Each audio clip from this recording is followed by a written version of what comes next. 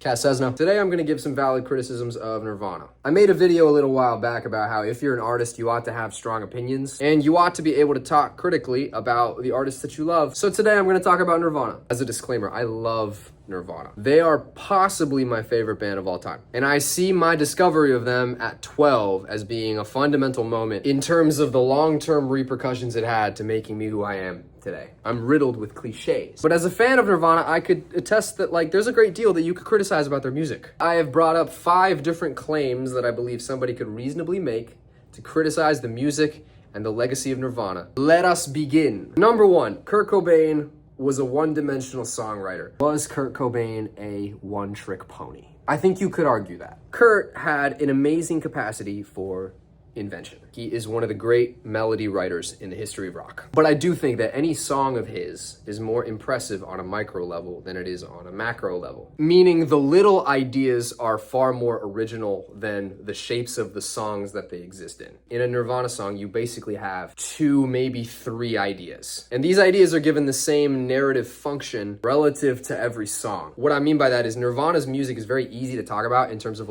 this is the verse. This is the chorus, and the solo is the verse progression. There's no crazy structural experimentation that happens in a Nirvana song. Most Nirvana songs, you are presented with basically all the material before the song is halfway done, and then those materials repeat with variation. Kurt had a limited vocabulary of guitar shapes. The sus4 seems to be his trademark, and he did recycle the same ideas over and over again. You get similar strumming patterns and similar rhythms, on top of the fact that guitar was really his only vehicle for writing songs. And he is as guilty as we all are in terms of writing the same song multiple times. Well, the obvious example being Teen Spirit versus track 4 on In Utero. Wait, no. I did something wrong. How does that shit go? Similarly, About a Girl and Dumb.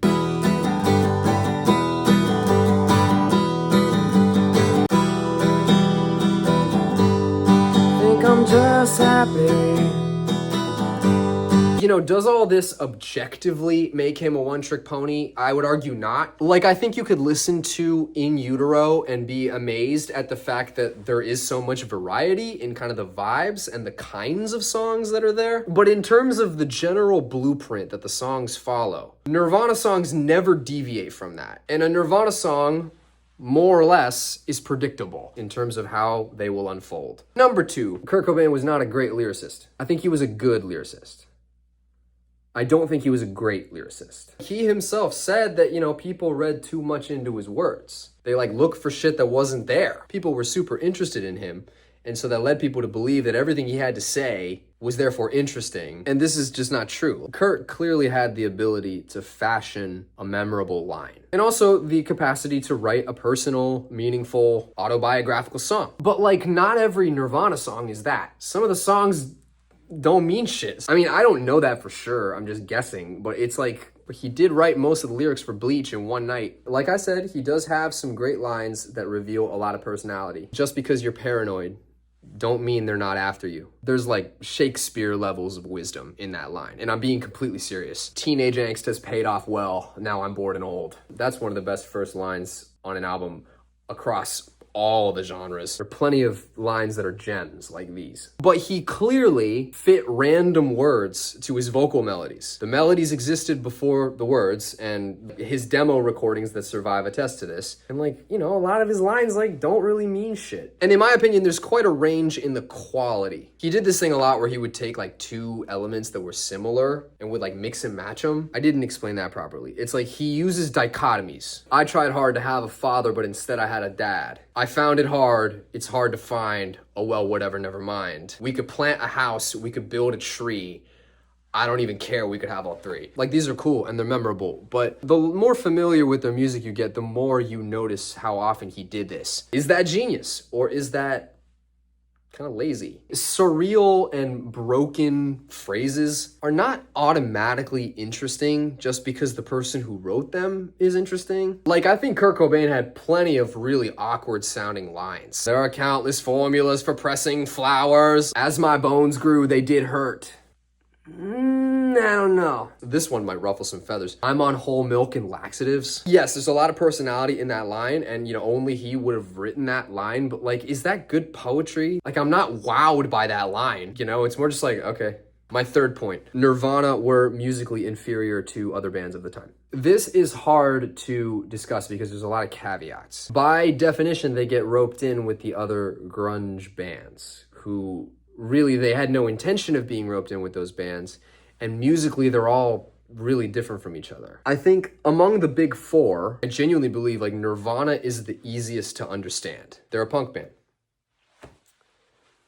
New paragraph. But because of the time and the particular cultural impact that they had, they get roped into this grunge thing. I don't know if it makes sense to compare Nirvana to Alice in Chains or Soundgarden, but if you want to go there and talk about the musical details of Nirvana, is every Nirvana song in 4/4?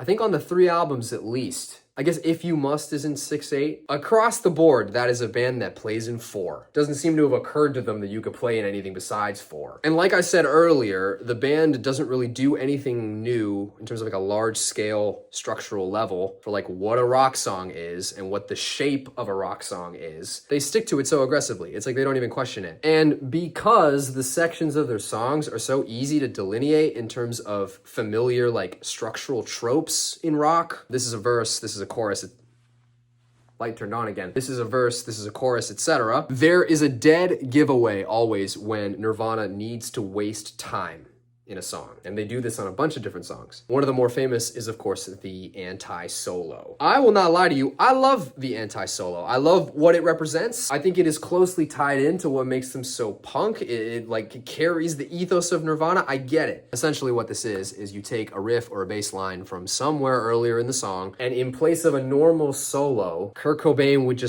would make noises and dissonance on his guitar. It's like, fuck you, this is the solo. And they do this on a bunch of songs. I would say Scentless Apprentice is one, Milk It is another, Breed is another, like the Breed solo. I love that song, first of all. But that solo is basically dissonant note, higher dissonant note, higher dissonant note. All right, back to the chorus. Like, I can't argue if somebody was like, that's bullshit. Like, again, is that clever? Is that good songwriting? At what point is it no longer meaningful attitude and just laziness? I think noise is also kind of generally a time waster in Nirvana. And I bring that up because there are other bands in the purview of Nirvana that used noise in far more effective ways, I think. Compare them to Sonic Youth, who I believe are like 100 levels above Nirvana in terms of like how well they used the noise in their songs and how the noise actually has repercussions for like the shape of the song. When Sonic Youth used noise, it was all very well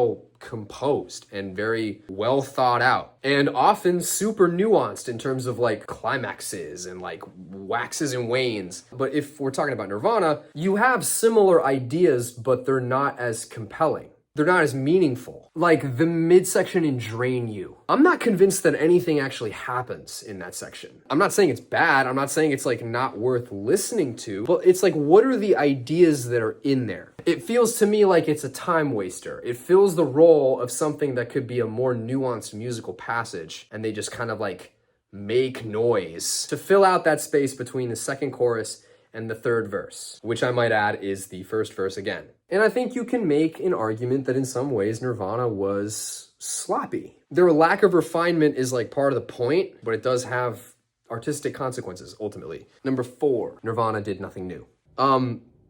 Yeah. Punk band, playing punk songs, doing punk things according to the blueprint shown to them by the punk that they loved. I've already touched on song structures and stuff, but stylistically, yeah, they're derivative. You cannot credit them with being inventors. They knew this. I mean, this is why they were so surprised when they just blew up. They wanted to be associated with Touch and Go and SST, punk labels that housed bands that were important influences to them. They also played into the early sub-pop aesthetic in the Bleach era and profited off of it. Their sound is largely the sound of 80s American underground rock. And in terms of their success, they were essentially the right band at the right time. Did they have the right package? Did they have the right songs? Did they have the right frontman? Yes.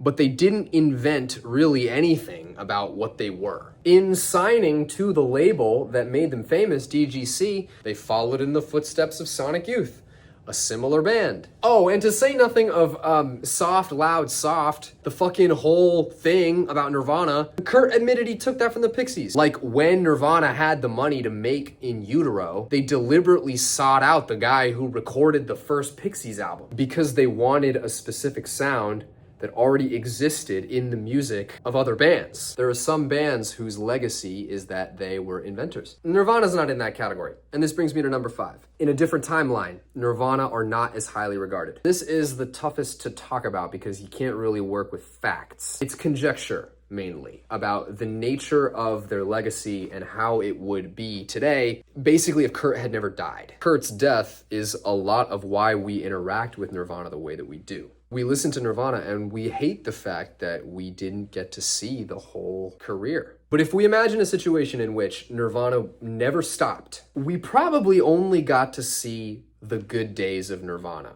musically. We think of Nirvana as having this like perfect body of work. Yeah, we have their first 3 albums. I do think there's something to the idea that Nirvana would eventually have run out of steam and would have disbanded. I don't think they would still be going today, for instance. But say they had released 7 or 8 albums. It would be a very different discussion in terms of the entire body of work. You now would have more eras to consider, and some albums would be better than others. And it would impact the way that we talk about all of it. If you consider some of the other 90s bands of a comparable size to Nirvana, bands that were making their best work, say, in the mid-90s, some of those bands weren't making their best work, even like half a decade later. Say the Smashing Pumpkins discography was only 3 albums. Now consider their first 7. Same with Oasis.